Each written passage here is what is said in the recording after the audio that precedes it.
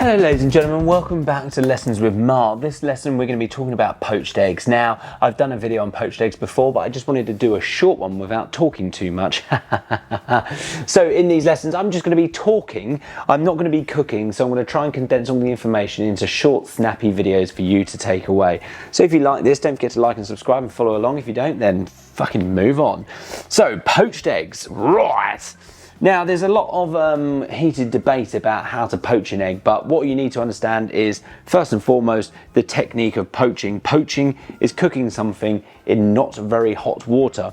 We are not boiling. Boiling is not called a boiled egg, it's called an egg poached. So we're poaching an egg. We're not simmering an egg, we're poaching it. So if you were to have boiling up here, which is very hot, simmering, which is just below boiling, and then poaching, which is around here. I can't give you exact temperatures, but it's basically like you've made it boil, you've turned the heat off, and it's a very, very sort of like lukewarm temperature. It's wonderful. What I always do is I add vinegar because I love vinegar. Now I think the acid in the vinegar does something to help the albumin, which is the white part of the egg, set. Some people don't do it, you don't have to, it's totally fine.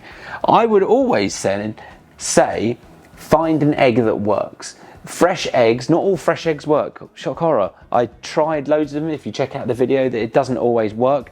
Sometimes the albumin sets like a solid white and it's not very good for poached eggs. Don't ask me why, I don't have a fucking clue, but just find an egg that works. So fresh eggs are normally the best because what you get is, if this was an aerial view, is you would get your yolk, which is here, you would get this lovely white, thick white here, and then you'll get a tiny little bit of runoff of wet. This is what will make your poached egg. This is what will give you the stringy part. So if you have an old egg or an egg that is rubbish for poaching, you would have a larger amount of wetness and a smaller amount of this thicker white blobby stuff, which will give you a wonderful poached egg. So if you're going to go do a poached egg, what you want to do is drop it into a pan that is slightly deep. You don't want to have like a frying pan, because if you have a frying pan, what's going to happen, if this is the amount of water you've got in it, it's going to go in and it's just going to sit at the bottom like that, and you're going to get a fried egg, poached egg. Yes, it'll be a poached egg, but it's not the wonderful testicular shape we want.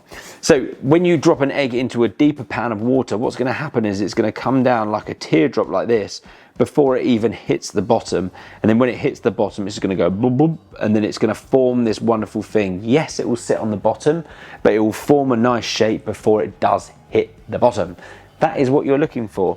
So my timings for a poached egg, I would say 3 minutes is absolutely spot on. If you've got all your toast and everything ready, 3 minutes, take it out onto a cloth, let it dry, spoon it out, and it will still have a wonderful runny egg. If you want to do the sort of the blanch and refresh technique, you can do around 2 minutes.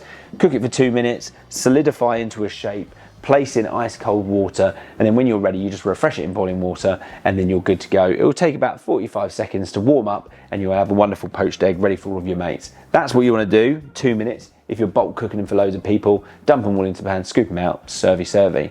So that is a whistle-stop tour on poached eggs. I hope that helps. Don't forget to like and subscribe and follow along. I love you all. Bye.